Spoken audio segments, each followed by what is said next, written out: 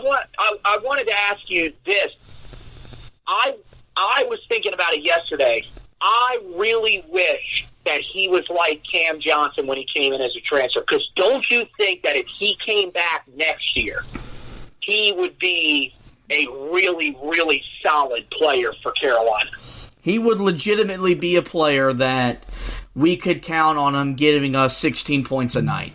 Because he has that potential. We're seeing that now. He can score the basketball. And he can do it in a variety of different ways. He shoots the non-analytical mid-range jump shot at a very high rate, and it's not a bad shot when he can take it. He put the ball on the floor last night and made a strong drive to the basket. He can hit the three-pointer, and John Crispin, who was the analyst on the game, and a guy that I think this is the first year that I've ever seen him on ESPN broadcast. I absolutely loved him. He talked about the rhythm he brought to the game. And it's not just rhythm in him scoring. The thing that I've noticed with Keeling, and a lot of these players need to, especially Key Black, I've got to look at and take notes. His movement without the ball has picked up, which has allowed him to get easier shots, get where he wants to get to on the floor. So he's affecting the game offensively. And defensively, is he a great individual defender? No. He's not even a great team defender, but he's active enough to make a difference. He got to the glass, grabbed 7 rebounds. Does it stink that, man, it's the end of March and he's just now looked like the player we thought we were getting back when he signed with Carolina last year? Yeah, it does. But as a guy that I have been highly critical of, and for the most of the time, my criticism was rightfully justified, to see him enjoy success is satisfying. And so happy for him. He's having fun playing the game, and when you're an 11-17 team and you're not playing most likely in any postseason tournament, just play because you love to play the game and have the opportunity to put on that jersey and play in the Smith Center or go play in Cameron Indoor in a couple weeks or play in the ACC tournament, and we'll live with the results. Another thing that happened over the course of this game, and kind of shocked it took Roy Williams to game 28 to do this. He, in a roundabout way, benched Armando Bacot. The big man only played 13 minutes. Wasn't really due to foul trouble. It was simply because Armando was not playing to the level he's capable of or what is expected of him. And I think we've seen Roy Williams be a little bit more patient with him than other freshmen maybe in years past. Even Christian Keeling and Justin Pierce this time, Roy Williams was not afraid to bench them. Yeah, and it helped that Garrison Brooks was dominant because he could justify being a little bit smaller. But this might be the move that gets Armando's attention and gets him playing more to the kind of level not only is he capable of, but what he needs to do. Yeah, and I want people to realize this. By benching him, and even by pointing out and saying that it was the right move to bench him in this game, which a lot of people did last night, and it was received with criticism, it does not mean that we think the kid's terrible, we think the kid doesn't have any talent. That's not what we're saying at all. It's just right now things are not working out the way that Carolina needs them to. Last night, he was 1 of 5 from the field, and all 4 of his misses were plays that he should have been able to finish. But he wasn't strong enough with the ball. He just wasn't taking smart shots. And the other big thing was, and I think the reason that he was eventually taken off the floor, wasn't bringing you anything on the defensive end either. I mean, go back, look at the plus-minus statistic in this game. He was a minus 18 when on the floor. the guy that came in and subbed in for him, Justin Pierce, was a plus 25, which was the biggest margin of anybody on the team last night. Christian Keeling right behind him at plus 24.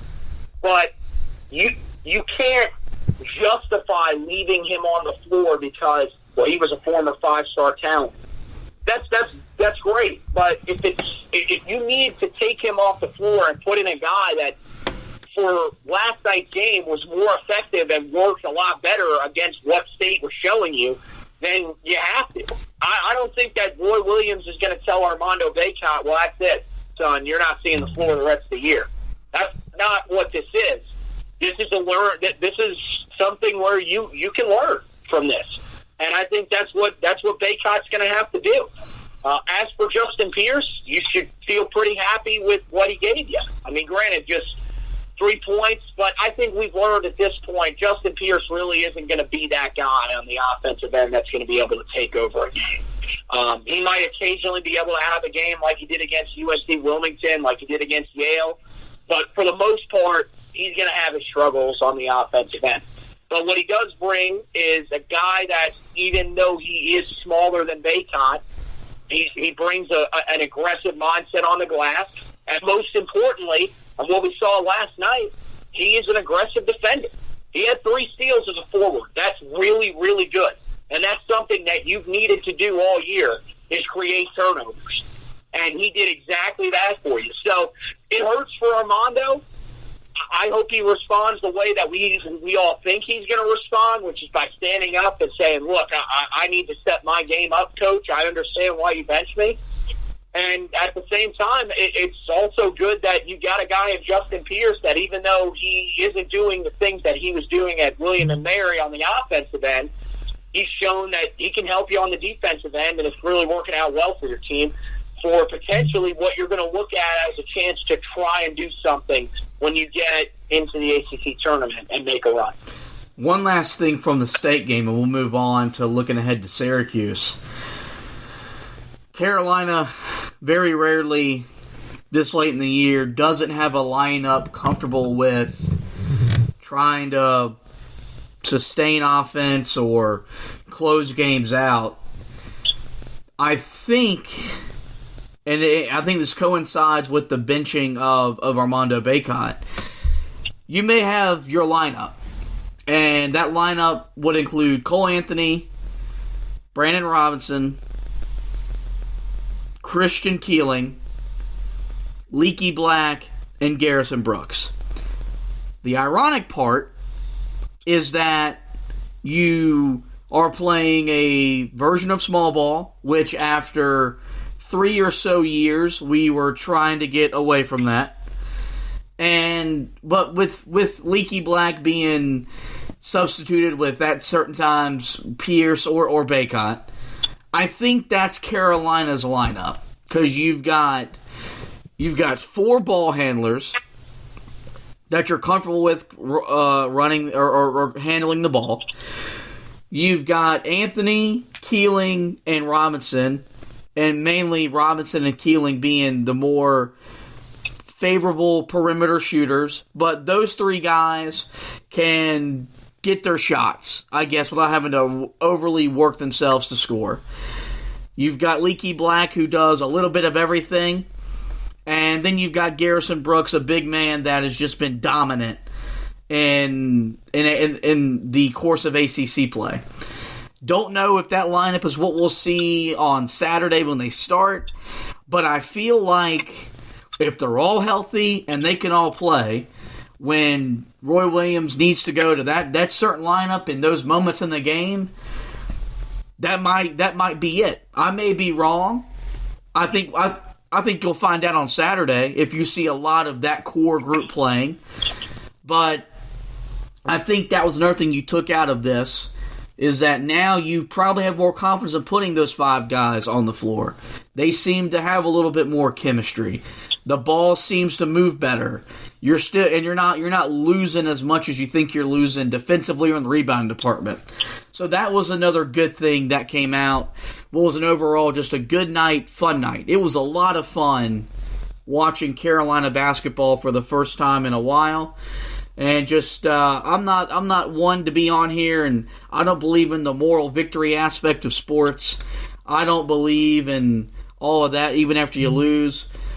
I've never thought of a team that I've followed as closely as I do this team that needed a win and deserved a win as much as this year's team has. So, and what's been a disappointing year still felt good for those guys. Now, the challenge is, how do you build off of that? If you're going to make some sort of noise in the ACC tournament, you've got to improve your standing. Right now, you're still a game behind Wake Forest. Now, you've got a rematch with them senior night next Tuesday, but that doesn't matter if you lose to Syracuse. And it's a tricky game for a lot of reasons. It's on the road, so you got to go to the Carrier Dome. There's the struggles that come with the Carrier Dome, that it is a dome setting, so the shooting backdrop is different. You've got to factor in Syracuse's zone. Syracuse isn't currently in the NCAA tournament field, but if they want any hope of making the field, a lot like State, can't afford to lose to Carolina. So right. It's going to be a big-time game. Syracuse is a weird team that they've got a lot of pieces. Jim Boeheim is a veteran coach. It just hasn't all clicked together in what's been another disappointing, head-scratching, frustrating year up there for the Orangemen. But that's Carolina's challenge, is building off of this, going on the road in a difficult place to win, and building. The last time we saw Carolina be successful, they won back-to-back games and lost 7 straight. They got a chance to kind of change the narrative on Saturday, 4 o'clock, from the Carrier Dome. Well, this is Syracuse's time of year, right? Like, this always seems to be the time of year where they always find a way to turn it on and play really, really well. And this is where they're going to have a chance to start doing that. They're going to come in after playing a game where they beat Pittsburgh 72-49 in Pittsburgh. They destroyed it. I mean, they did everything that they needed to do in that game to make a statement. And so now, after playing Pittsburgh, a team that is kind of in a similar type situation to Carolina, is a team that you should be able to get over. It's pretty much a bump in the road for you trying to get into tournament contention. They need to find a way to win this game, and they're going to look at it that way too. Playing in the Carrier Dome, always tough.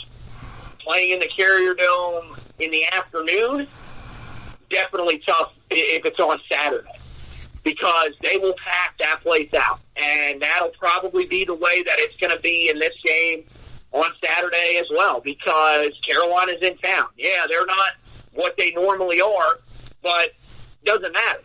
People still get up for that game. So, I mean, there's a lot of factors going against Carolina, but you feel like this team kind of had breathed a sigh of relief after that game on Tuesday night, because they looked in the mirror when they went home and said, you know what? We won a game with Cole Anthony back now. That monkey's off our back. We don't have to worry about that anymore. That's out the window. We know we can win with him back now. So if they can focus on the things that they did well and bring that same type of energy, then they're going to have a chance. And that's all up to – everybody's going to say, well, that's up to Roy to get these guys motivated. No, it's up to the senior leadership on this team to make sure that these guys play with that same type of effort in this game. And I think there's a chance that they will. Now, the question is do they have enough to beat Syracuse? Elijah Hughes is a guy that just does not get talked about enough in terms of great players in the ACC. He leads the conference in scoring in conference play. He's a legitimate player that is just on a team that right now is not really great around him. But, look, Carolina's not a great overall team either. One game doesn't change that. There's still a lot of things that this team is not going to be able to do. and they've got to find a way to navigate that. But I think the belief that they